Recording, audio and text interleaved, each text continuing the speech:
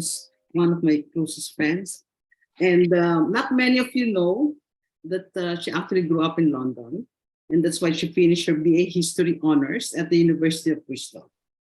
And then she went she came back to the Philippines because of some legal problem involving some of their property somewhere.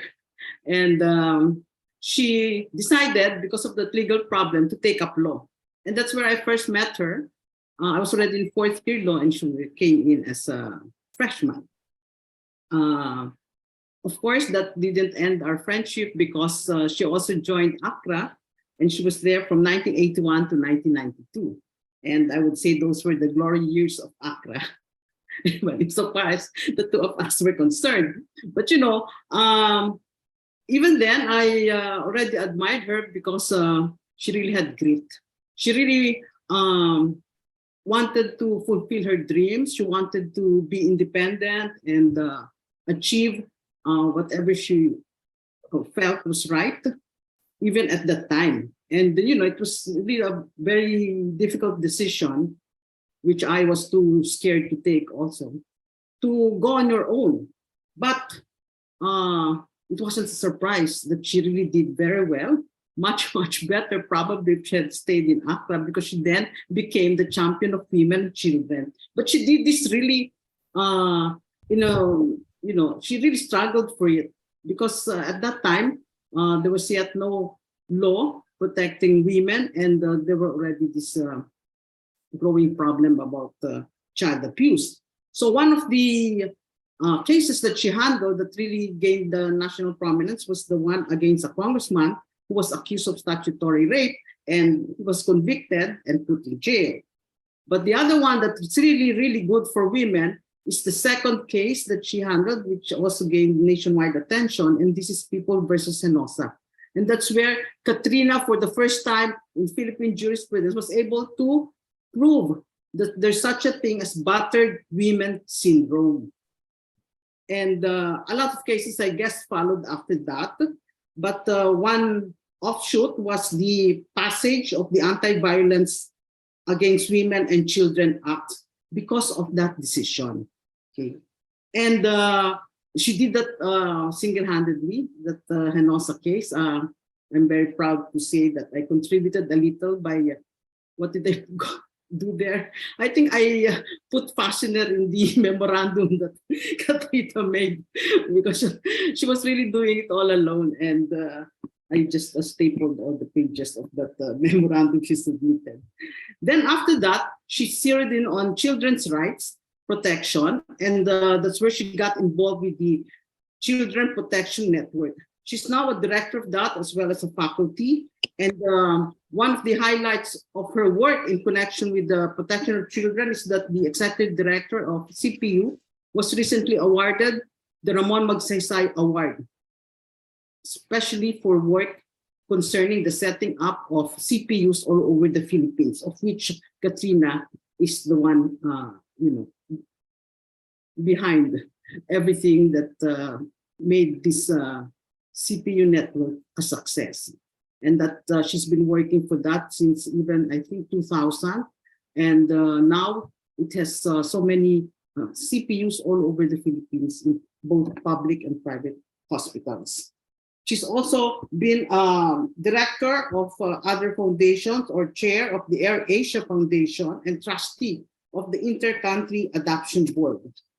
And on top of that, she has co-authored a lot of books in international publications, especially this one, which I think really showed that she's already an international expert when it comes to children protection. And this is the article that she wrote that's been published in the Child Abuse Review.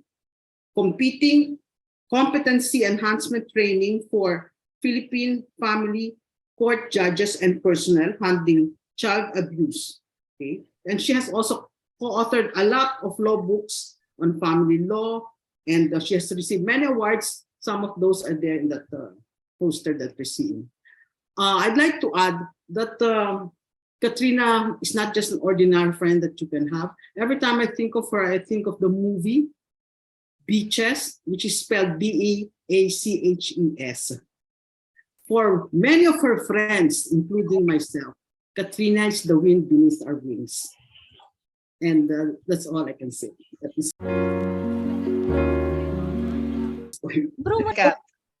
And thank you, Tess, Okay. for that introduction. We have known each other 40 years, like Gina and Anna Tess. We were all together in the law school. Anyway, thank you for inviting, and of course Giselle, because she is the little sister of Gina. So I used to go to their house a lot. So actually, when Giselle talked to me about this, I was thinking this is a good opportunity to talk about how you, Zonta in particular, which is close to my heart, because one of the founders was my grandmother, is how you can help the woman and the child. And that is why that is the title of this particular discussion, no? And as you are aware, I'm sure many of you have already been affected by the internet and the fake news that we went through, the bad news that is still coming through, how people can win elections because of a revision of history. But the internet is also very important because the violence against women and girls is taking on new shapes with the ever-increasing rates of internet access globally and the wider use of digital technologies. Under the Information and Communication Technologies, which has the acronym ICT, new forms of violence have emerged. And if you have grandchildren, or if you are young enough to have children still in high school, please keep an eye on their cell phone and their laptops. Actually, before, we used Tess and I, because Tess helped me do a lot of training for police and prosecutors and judges around the country. We always tell our parents who we train to please keep the webcam off, because there's a lot of bullying. There's a lot of sexting where they text for some reason unknown to me. Young girls send private photos of their private parts to boys and to others, not just on private messaging apps, but also on emails, dating apps, forums, media comment sections, video games. Video games is really a very bad app for children. And because why? All of these are visible to the public. The phenomenon of violence against women and girls, its impact, these are difficult to grasp. So perpetrators benefit from apparent immunity, while victims experience helplessness and lack of support. Why? Because there is a Supreme Court justice in particular, whose name shall not be mentioned here, but you can read his decisions. In his opinion, if you send a text or a photo of yourself, you've consented. You've consented, okay? And of course, none of us here will ever forget Hayden Coe a long time ago and his videotapes, sexual relations with a young model and other women.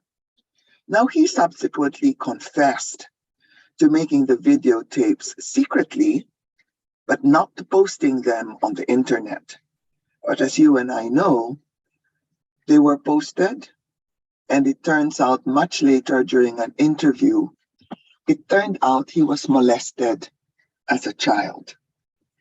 So when we are talking about violence against women and girls, if you're a doctor, the first thing that we look for or ask is about your childhood, because we have discovered in our violence study that perpetrators and women and girls who are abused who are being abused now were actually abused also as children. Okay?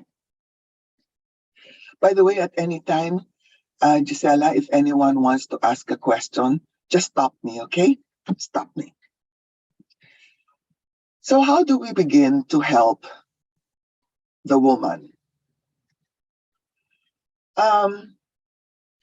Well, online and technology-facilitated violence against women is the continuity of the different forms of violence against women that take place offline.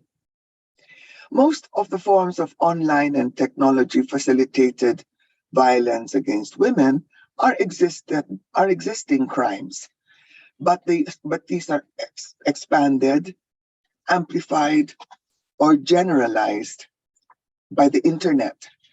The impact of the internet on society is huge, and impunity is the rule rather than the exception. So how do we begin to help? You need to understand really the impact of the internet first. Now, Tess mentioned the first battered woman case. She just died this year, Marivic Enosa. She admitted to killing her husband after a quarrel in their house, and she was sentenced to death in 1998. Now, the appeal that we filed was that Ms. Henosa was a victim of battered woman syndrome, which was not yet acceptable in the Philippines. And that we asked the Supreme Court to allow Ms. Henosa to be interviewed by both a psychiatrist and a psychologist while she was in prison. And the Supreme Court ruled that, and in fact, we had to go back to court in Leyte to present the two expert witnesses. This is a landmark case. The Supreme Court used a case that we had found from Canada. It was a Canadian Supreme Court case, and it set a legal precedent to consider battered woman syndrome as an extenuating and real circumstance. And about 2 or 3 months later, the law against vowsy was passed. So when we are talking about vowsy, what is it that we fear? What do you fear when you hear the name vowsy? Do you understand that the battered woman or the abused woman is hiding in plain sight? She is silently suffering. She may not know that she's abused. He has taught her to protect him, to cover for him, and he may not even hit her. Not all domestic abuse is physical. So why do we not take the first step? Because we might be wrong. And if we are medical or legal professionals, we may lose clients or patients because the man is so well connected. Or maybe we just don't have the time to get too involved. The battered woman's injuries may be ignored or overlooked by professionals who are unaware of domestic abuse among the rich, or are afraid to intervene in such cases. Many battered women live in Forbes Park, Dasmariñas, Valle Verde, okay? And they fear reprisal for being too intrusive from their patients and the community in which they practice. In fact, in 40% of the cases, this is a US study, where physicians interacted with the battered women in an emergency room setting, the physicians made no response to the abuse. They just treated the injuries. in another emergency department that had established a protocol for domestic violence, physicians failed to give any referral or follow up for abuse in 92% of the domestic violence cases. So the myth is that domestic violence afflicts only the underprivileged. The fact is that society treats the upscale abused wife differently from other women. The fact is her injuries may be ignored or overlooked by professionals who are unaware of domestic abuse among the upscale or are afraid to intervene in such cases. This is the latest WHO report on violence against women, which unfortunately is 1997, but it hasn't changed much.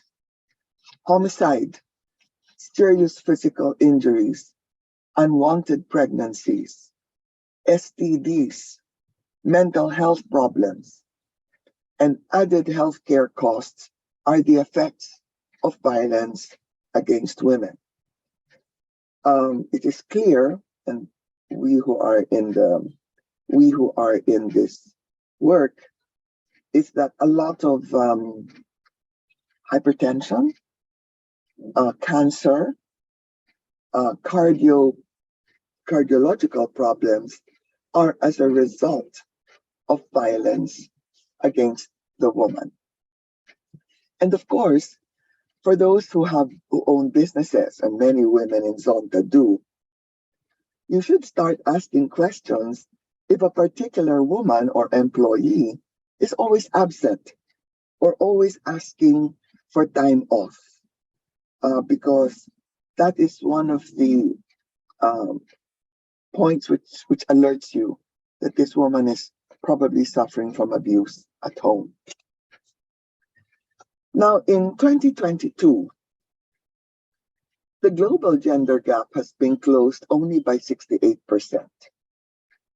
At the current rate of progress, it will take 168 years for us to reach full parity with a man in Southeast Asia.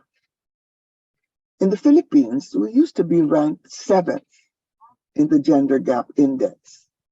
We are now ranked 19th, and we are going down. So we need to look at our communities and ask ourselves, why is it that from the 7th place, we are now at number 19? In 2022, you can see our gender gap, and you can see how we are going down quite steeply. Now, New Zealand has gone up. Wow, And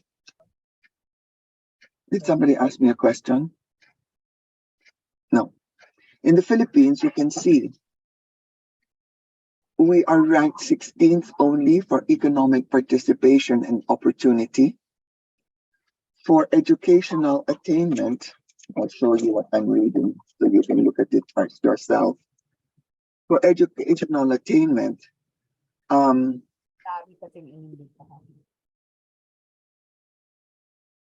sorry, somebody asking me a question. I think so, Katrina. No question. Okay. I'm watching the hands. All right. So you can see here, this is, oh, sorry. You can see here that, you can see here it says Philippines profile, this one. It says, for educational attainment, we are number 46. We are ranked 46th worldwide. For health and survival, we are ranked 30th, and that's only because our doctors are very good. And for political empowerment, we are ranked 35th, which means that we are higher than many countries. This is out of 183. We have many women who are owners of businesses, and they are also in politics. Okay. According to the WEF, the Philippines scored 0.997 in which is 46th in the educational attainment subs, but we are number one, interestingly, for women as professional and technical workers. So obviously, we are being well educated. And obviously, the concept of the glass ceiling doesn't really exist rather, in our country. However, on average, 1 in 3 women in a relationship have experienced some form of abuse from their partner. And remember that abuse, according to the law, can be done in conspiracy with others. And in our country, with so many women living in the homes of their in-laws, you can see how the abuse is possibly not just by their partners, but also by those who live in that home. Globally, as many as 1 in 4 women have been murdered by their intimate partner. And violence against women, particularly intimate partner violence and sexual violence against women, are the major public health problems, and the doctora who spoke to you, I'm sure, talked about this, and are the major violations of women's human rights. Interestingly, also, you can see that the proportion of victims by sex, the males who have been violated or abused is only 9%. With respect to men who perpetrate the abuse, 98%. Okay, 98%. Bakit ayaw? Doesn't want to continue.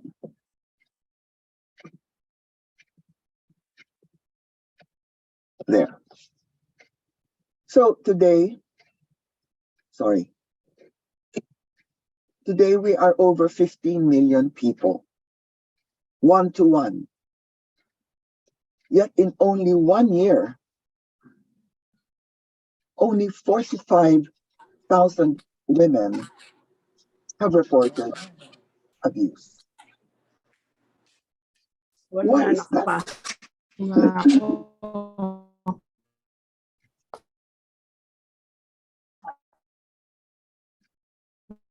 Sorry, somebody asked me a question. Katrina, please proceed. I think it's Thank you. unmuted participant. I will. Okay. So why is it that only 45,000 women report just last year? Well, the following are the slides of why. Why do they stay? She loves him. She does not want a broken home. She stays for the sake of the children. She cannot support herself or her children. I'm having difficulty moving. The man might change for the better. She may be blamed for the break of the marriage. She's afraid of her husband. She's afraid of losing the children. She deserves the beating. She wants her husband to maintain his good reputation. She thinks beating is part of marriage. She pities the man. If she improves herself, the violence will stop. She's afraid to be alone. She does not know she has the right not to be beaten. It is a family affair and no one should interfere. He might lose his job if he calls the police. She was brought up to believe the woman's role is to please the man. She's used to it. She will miss it. It is his way of showing his love. Have I forgotten any other reason which is not on these 6 slides? These are all the reasons we who work with women have heard.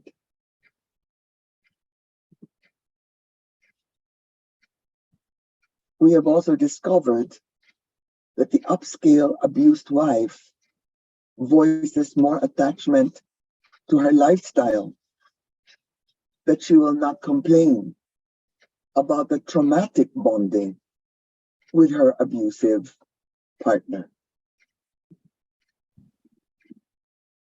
And batterers commonly, they deny, they minimize the severity of the abuse.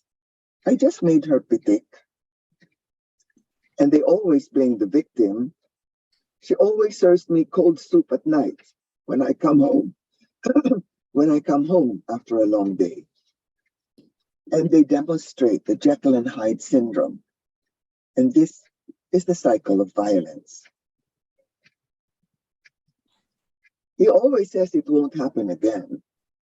And these are all the famous men who say that they do not beat their wives.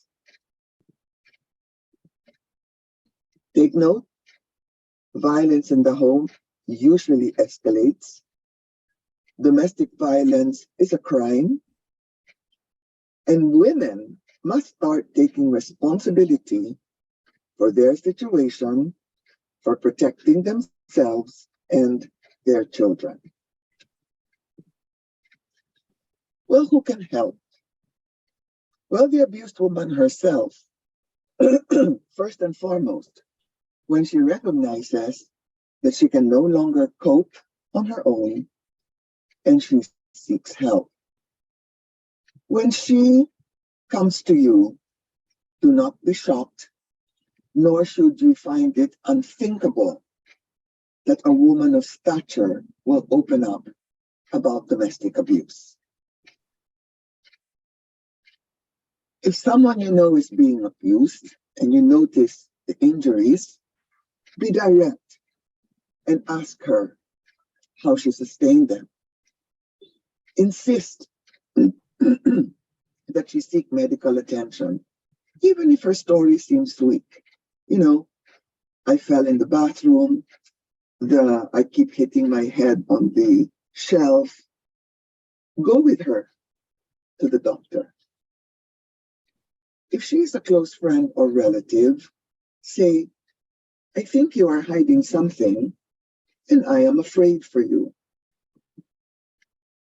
Remember these lines. Domestic violence is a crime. I am afraid for your safety. I am afraid for the safety of your children. It happens everywhere, including to people like us. Your secrets are running your life and are ruining your life. It will only get worse. I am here for when you are ready to talk. You don't deserve this. I will try to help you if you decide you want to leave him. To remain silent lets your husband believe he can do it again. So what can you do particularly? Well, you can help her create a safety plan. You can arrange a safe house, a place her husband or boyfriend does not know. You can suggest that she hides a cheap cell phone in every room of their home, and you need to remind her to make sure that these cell phones are charged so she can call for help. You can agree to a code word so that when she calls you and she's not saying anything other than, let's say, there's a parrot in my house, that's the code word for you to call the police so they can help her, or to call her barangay. It's hard to confront a friend who abuses his wife. Can you imagine what it's like to be his wife? So be agents of change. You can see the problem in your community. You can continue listening to the people in your community. You can start asking hard questions. Make sure you truly understand the root of the problem, and you can take action for substantial change. You can help by talking with each other for creative solutions. We have a friend called Katrina Legarda, who since passed away, who was head of the big NGOs. And what they would do in certain communities is that when they hear one of the women screaming or because she's being abused, everyone would go to the house and they would start throwing stones on the roof so that the man is aware that he is being watched. You should take some risks. And, we do not have all the answers. But if we can take the courage to think outside the box, we can make an impact greater than ourselves. Some action steps to end violence is, we need to cultivate respectful attitudes towards all persons regardless of gender. In communities, and we have tried to do this with our 123 women and child protection units around the country, we model nonviolent conflict resolution. So in these units, we have parenting classes, we have psychologists and some sociologists who help the families to learn how to model or to deal with conflict in their homes. And of course, all of us need to find out domestic violence services in our communities. Again, in our 123 women and child protection units, these are around the country, and the services are completely free. Completely free. You pay nothing to send someone there or to accompany someone there.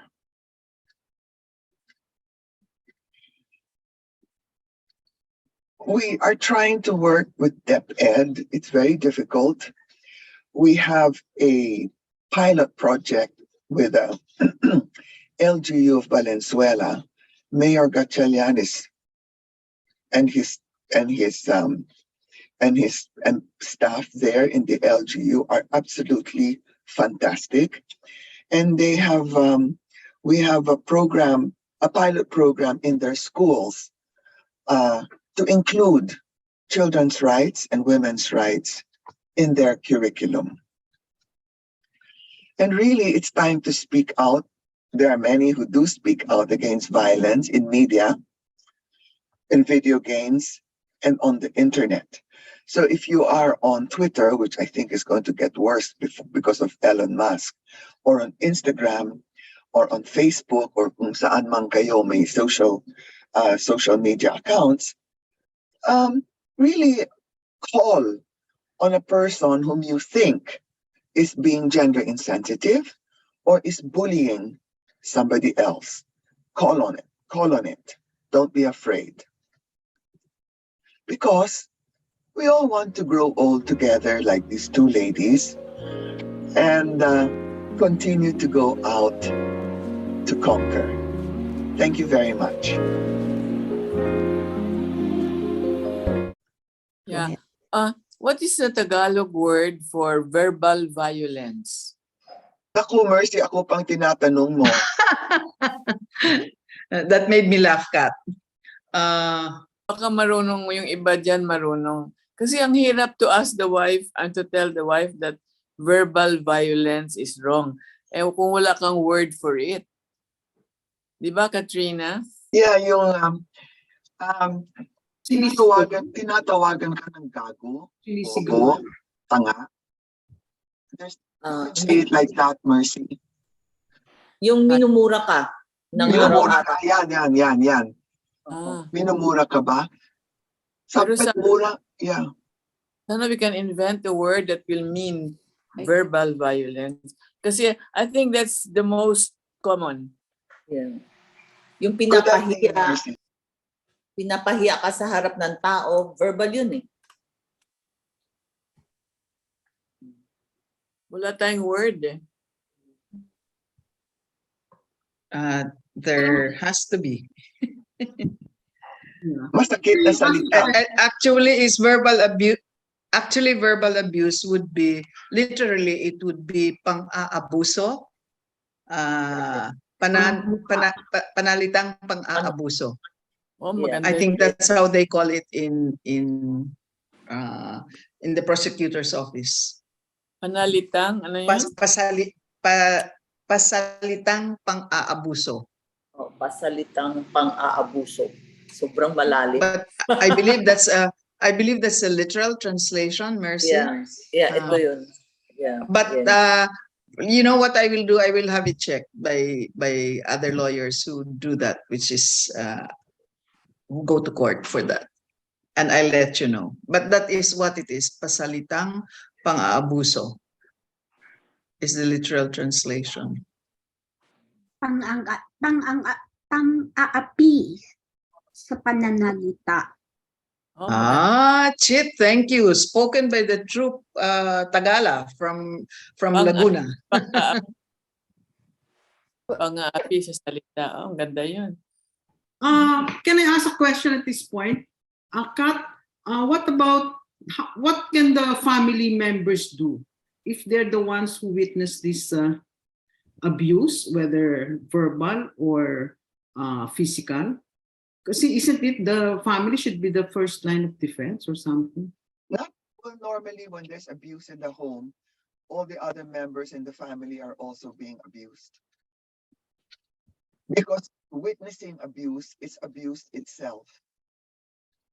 And they're afraid. So they should all unite and report. Yeah, I mean, that is why we hear stories, especially in the US, of young men who when they turn 13 or 14, they kill their fathers. They The shoot their brothers, di ba yung Puerto Rican ba yun? Menendez. Yeah, Mendez brothers, talagang grabe yung abuse. Yeah, and what the Menendez brothers did, and unfortunately in the US they don't have this law that we have. They wait until they're old enough, and they also killed their mother because the mother did not protect. Yes. So hindi pala family ang pwedeng tumulong. No, it's really an external person, Tese. That's why in the WCPUs, as you know, Tess, the ones who bring the children and the women in are members of the family who live outside the home, di ba? The lola, the tita. Or yung teacher. And the teacher, yes, the social worker. There's never been, normally it's not. In fact, very few, the only time when the times when the mothers bring their daughters is when they find out themselves, because children don't report that. Children don't report. They tell a friend, and that's the pilot program that Mayor Gatchalian has started. So if anyone here is from Valenzuela, you may want to go and talk to him. Maganda talaga ang ginawa nila. The part of the training is that if a classmate has told another classmate about what's going on, the one she told can go and talk to a teacher who can then report to a social worker.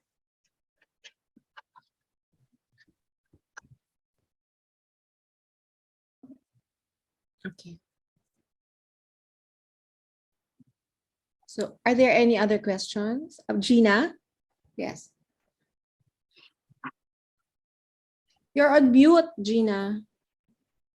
we all know, at least among us lawyers, that the Supreme Court has already recognized many acts of violence against women. No, in fact, it has sort of enlarged the jurisprudence to include even acts committed outside the country, so long as it has psychological effects on the woman in the Philippines. Now, my question is, of course, we don't know the statistics with regard to the lower courts because they don't come out in our statute book. So what are the statistics for success in the, let's say, RTC, family courts, success rate? I mean, have there been many convictions? That's one. That's my one question. And the second question is, how effective are the protection orders? There's another question. What about punitive action taken by parents against their children as a form of discipline? You know, I guess when you were young that our parents took more liberties in spanking us and all that. No? So the thing was spare the rod and spoil the child. Now, are those kinds of disciplinary actions from parents considered also abuse of children? So those are my three questions. Well, the first question, Gina, sandali lang ha, senior na rin ako. The first question is whether or not, what are the rates in the lower courts with respect to conviction? Only 45,000 women report every year that they have been abused, okay? So it's a very, very small percentage of the millions of women who are being abused. But once they report and they get to the DOJ, because you're talking about conviction, the prosecutors and the POW are sick and tired of it, and the police, I'm going to say this very clearly, and I'm sure Ashi knows this also. They're getting really tired of filing the cases and arresting the man and putting them in jail, because a day or two later, sometimes a week later, they go crying, okay naman siya, okay na kami, bakit mo pinapakulong, hindi mo ba alam, love ko yan. So very few actually proceed, Gina. How's that as a statement of fact? However, if the battered woman has killed her husband because of the law, police officers now don't file cases against them. So they don't have the opportunity to present it as as a defense, okay? With respect to, what was your third question? Sorry. Protection orders, actually, once you have it, it works. It works because the protection orders, as soon as you bring it to if it's issued by the court, it is applicable all over the Philippines. If it's issued by the barangay, as you know, at least the barangay captain can prevent it from happening.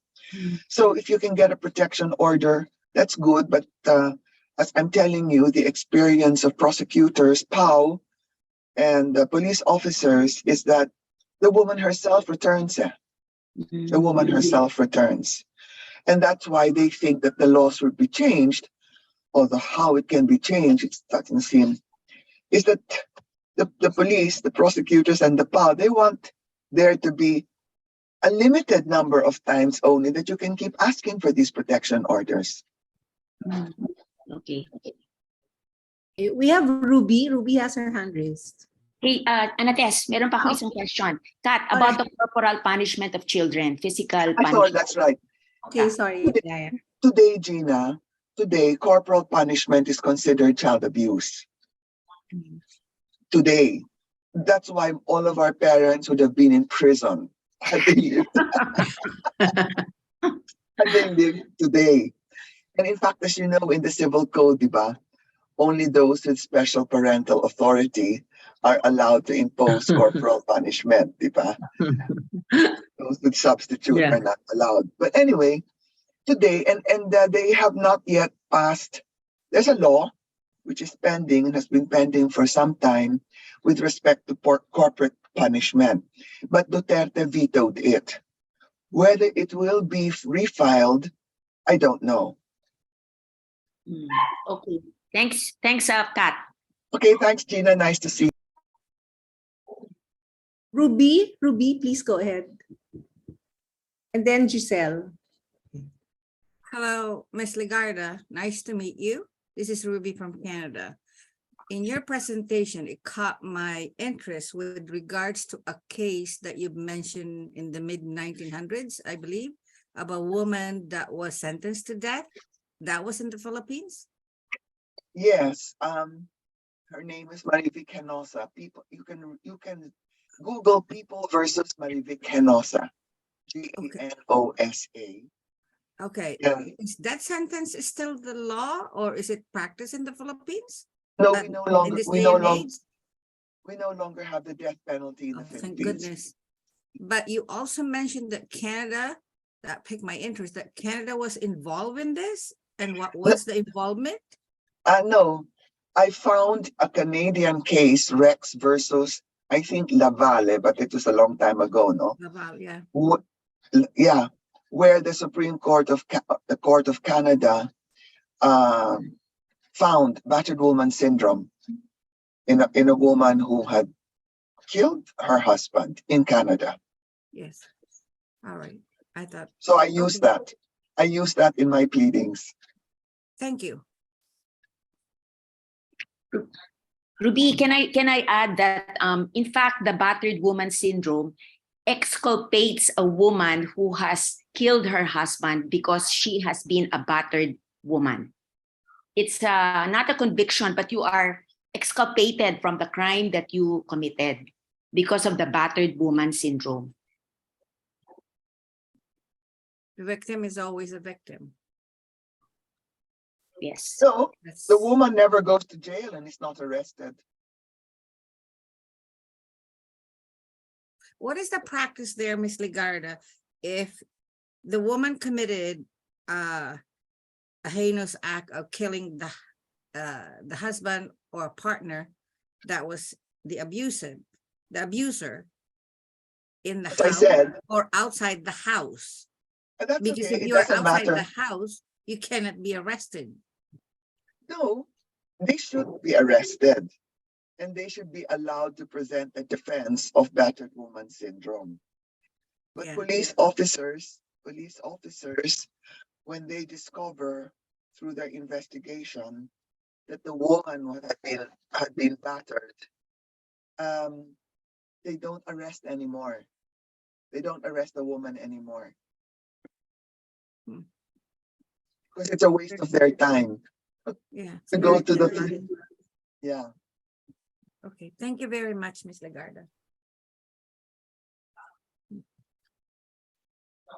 Giselle, go ahead with your question, please. Thank you, Anna Tess. So, Kat, I'd like to know how GAD is being implemented. So, GAD? many GAD centers, government offices, and elsewhere, where You know, yes, exactly. You know, Giselle, it has been really the greatest source of our irritation who work with women and children, that government agencies that have 5% of their budget is GAD are not using it precisely to help the battered woman and the abused child. Fortunately, when Grace Tan was COA chair, she was with us at UP, if you all remember, and Anates is her classmate. Fortunately, when she was COA chair, she disallowed many of these, itong mga ginagawa nila noon, yung mga beauty pageants, you know, the LGBTQ pageants, learning how to dye your hair. She disallowed a lot of that. But still, the agencies have not been very creative, Giselle.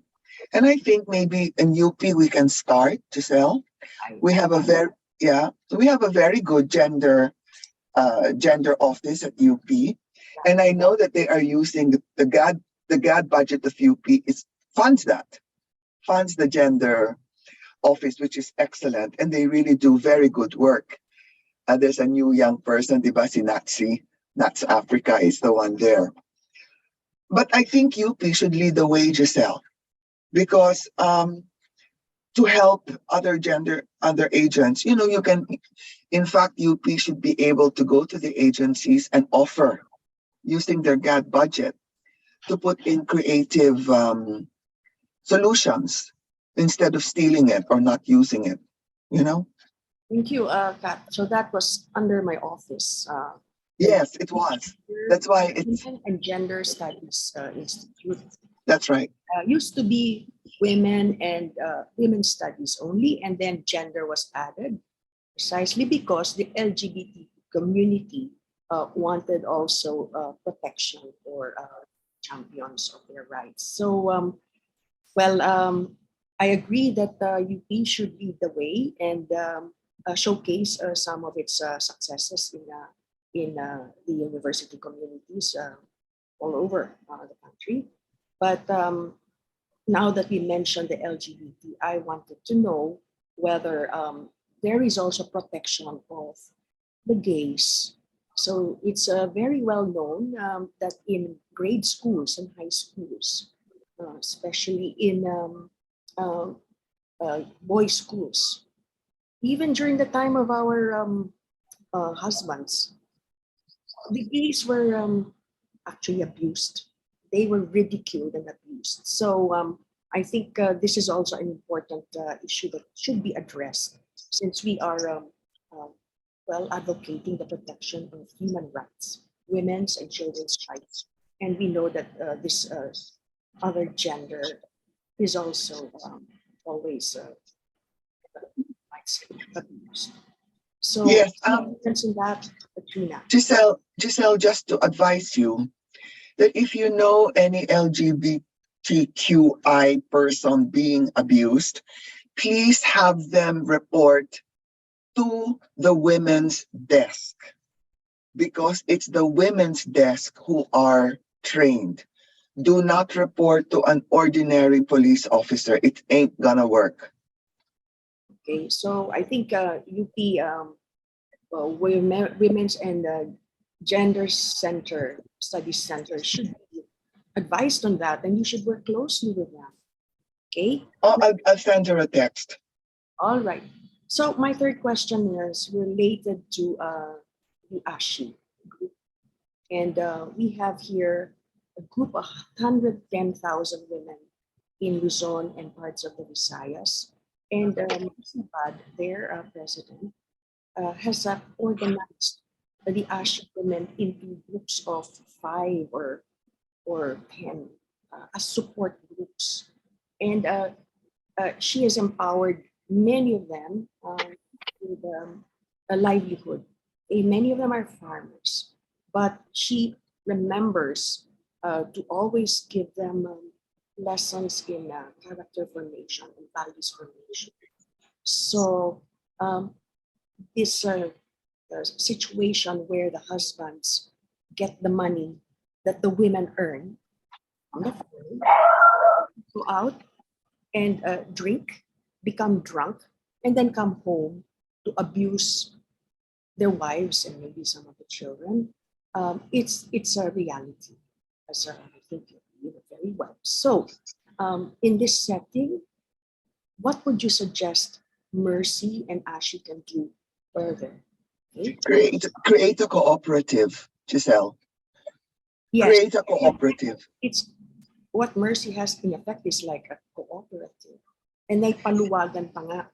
Yes. Another when they have financial difficulties. But Create. What we do is within the WCPUs, that's what the social worker recommends to the woman is not to put money in her wallet until she's ready to go to the market. And then she goes to the cooperative or the person in charge of the cooperative. Doon niya kukunin yung pera. Oh. So he doesn't bring it home. By the way, Mercy, before I forget, we are looking in Air Asia Foundation. We give grants for community livelihood projects. We give grants up to $50,000 US. That's For nice. for community projects which will assist the whole community, and is sustainable. So Mercy, have a look at the Air Asia Foundation website. Mhm. So at least you might like, for example, in the Philippines, uh, before the pandemic, a small group of parents asked for money, only $5,000, so that they can fix the kitchen and the parang canteen area of the school in the community, so that the kids have food every day. Yeah. Oo, may ganun eh. Project. And then the parents in the community whose kids go to school, in order to keep it maintained, they pay like whatever they can afford, 1 peso a week, a day, ganon, so that their child eats. So Mercy, before I forget, Sige, thank you for the tip. yeah. So that's what we do, Giselle. They don't. We advise the woman not to have more than 5 pesos in her wallet. And just before they go to the market, that's when they go to yung alam na yung officer ng co-op. Pupunta ako dyan bukas sa'yo, ha?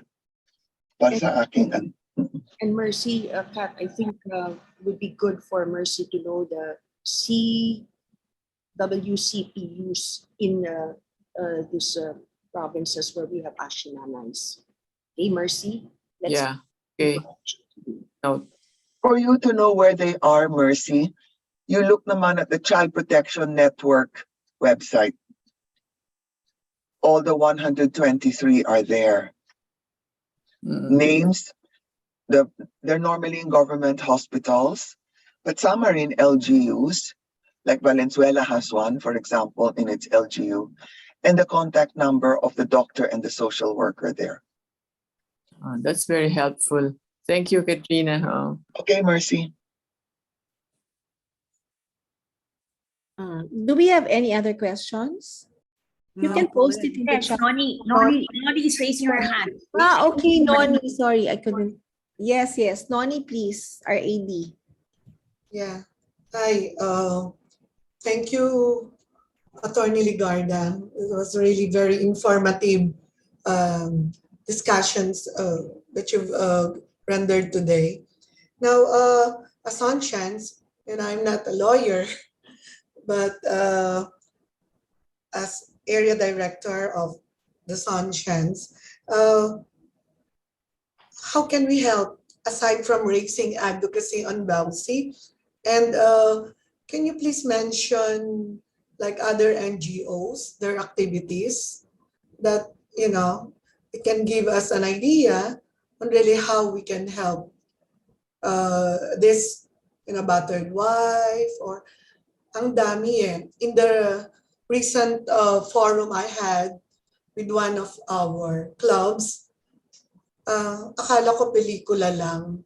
Pero imagine, the daughter is being raped by the stepfather, no? And the mother, kahit na magsumbong siya, she does not believe the girl, no? It's like 13 years old, 13 or 14, until recently, nag-attempt na siyang mag-slash ng, no? Dinala ng mga teachers sa hospital. So aside from raising all of this advocacy, how can we passively assumptions help them? I think the greatest thing that, first of all, if it's a battered woman, those of you who have friends who are battered women are probably sick and tired of talking to them. Because all they do is complain, but they don't want to act. Okay? So normally, and I know I should not really say this, but normally, if you are being talked to and you feel that you have reached your limit, your patience has reached its limit, it's really time to tell them, what do you want to do? Because I can't do anything for you unless you decide you want to do something. If you don't want to do anything, I cannot continue listening to you. Number one, yan. This is something that everyone should understand, because you will find as your patience is reached, the battered woman is not going to find herself lalo nang isolated, di ba?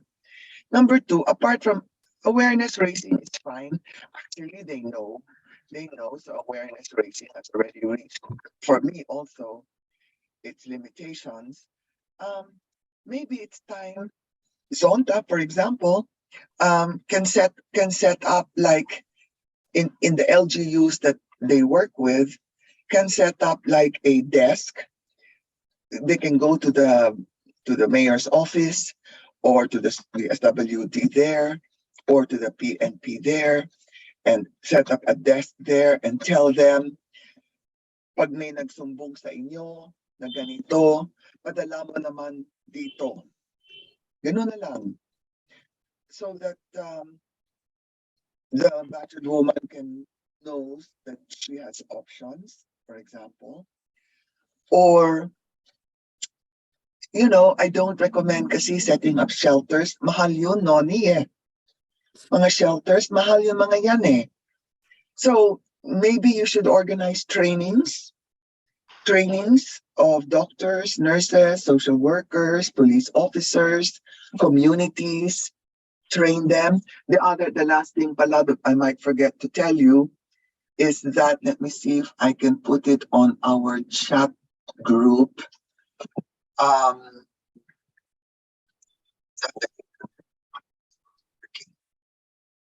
We have also in the Child Protection Network online, it's completely free.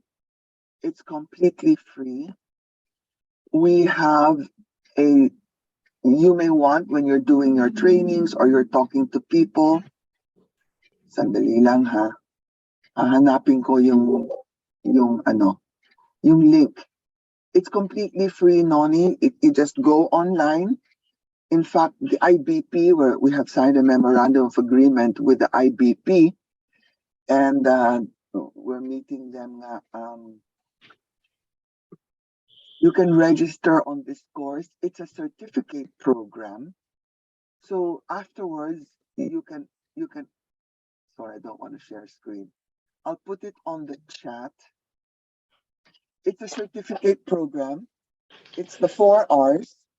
It's the 4 R's: recognizing, reporting, recording, referring, abuse on women and children. It's completely free. So as part, if you're going to set up, so Mercy, you can also do it pala for your guys. All the trainers that you have, everyone you talk to, students. I'm making my students in De La Salle do this for their gender course next semester, to have them enroll and show me the certificate they received. It's completely free. It's 24 hours at any time. It's completely online. These are short lectures, teeny-weeny quizzes of doctors, social workers, lawyers who help.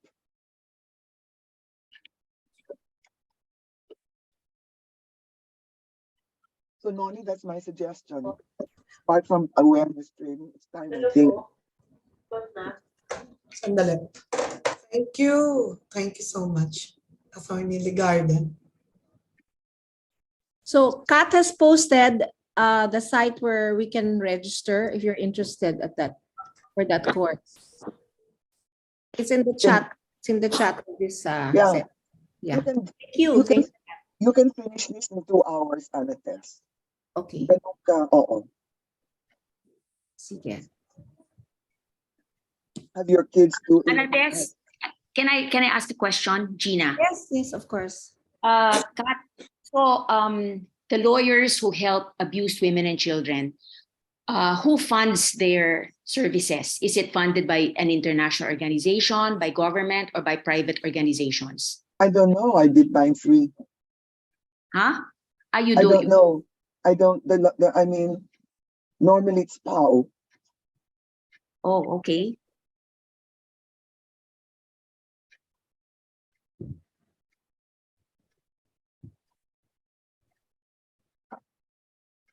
May I say something? Yes, Chit, go ahead. Yeah, let me share some experience about battered women. I've been involved with the Institute for Women's Studies, which is based at St. Scholastica's College. And St. Sco put up a halfway house for abused women. The experience is that pag binugbog na ng asawa, with all the hurts and all, or inabuse yung bata, pupunta doon, okay? And they are counseled, they are housed, and then later, sabihin, uuwi na kasi hindi kayang mabuhay kung wala yung asawa. Alright? Or mamaya, babaliktad na ng position in terms of napatawad na. These things have to be studied very well, but we have had experience along that line. And it is, I think, beyond legal, beyond merong parang may mga victims na they like to become victims all the time. Parang they miss being hurt, they miss being bugbog or what, This is reality, and I don't know, meron na kaming experience if you ask Mary Jan to talk about it, she can talk for days non-stop. So these are issues, these are concerns, and really it is a deep problem beyond legal. I don't know, I'm no lawyer, pero yun yung na-experience namin. Thank you. I agree with Miss Manabat. That's why Miss Manabat, I said, diba, if you feel your patience is reaching its limit, you have to stop. You have to stop listening to them.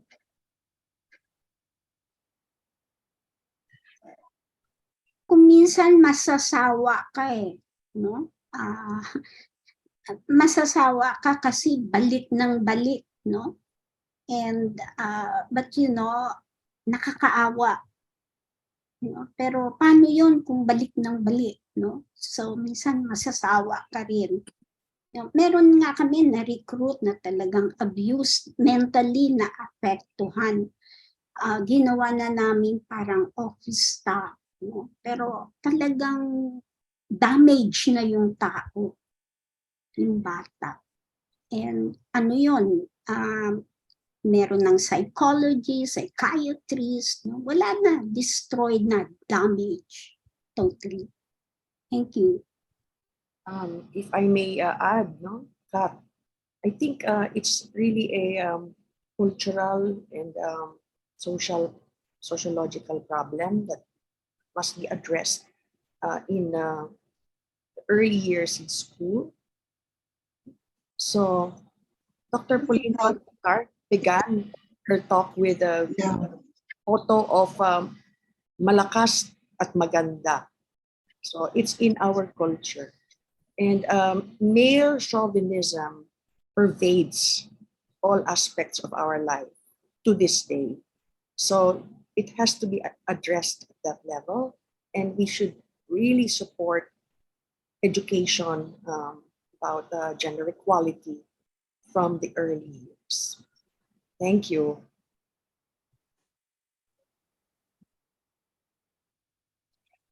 Kat, may I bring up a point? You recall about 4 or 5 years ago, it was in the newspaper. A young girl, 9 years old, was abused by a grandfather, and the story behind it is that the father, who is the son of this person, the grandfather, was working overseas, and the mother was working as a she would go out and do labada. She was a lavandera. This was in Zamboanga, but it was reported that the child's stomach was, you will recall that because it was on the front pages, the stomach was growing bigger, and everyone said, dalhin sa arbularyo kasi baka napasukan ng, the usual. And it turns out she was pregnant. The child would be left by the mother when she went to work, which was in the morning when she would do the washing, and she would be picked up after lunch. And I recall that charges were brought by the mother against the father-in-law, the grandfather of the child. But what happened was that the father came home, and of course it was arranged and it was just forgotten. I don't know if you have, we tried to follow up the club. I mean, for the club, I was trying to do it, but we couldn't get any information on what happened. And the reason I bring this up is because that is not the only instance where incestuous sex is done on young girls. Like in this case, a little girl, well, not too little, she was 9 years old, at least she was 9 years old, and not, a 5-year-old or 4-year-old girl was molested by a relative. And it happens not frequently, but it happens a lot of times, particularly in the province. And it's hard to address that because of the Filipino sense of, in this case, it was pride. I guess they didn't want the grandfather to go to jail, so the mother was prevailed upon to withdraw the charges. And I'm sure that you will have had cases where, well, I don't know in Metro Manila, but in the provinces it is frequent.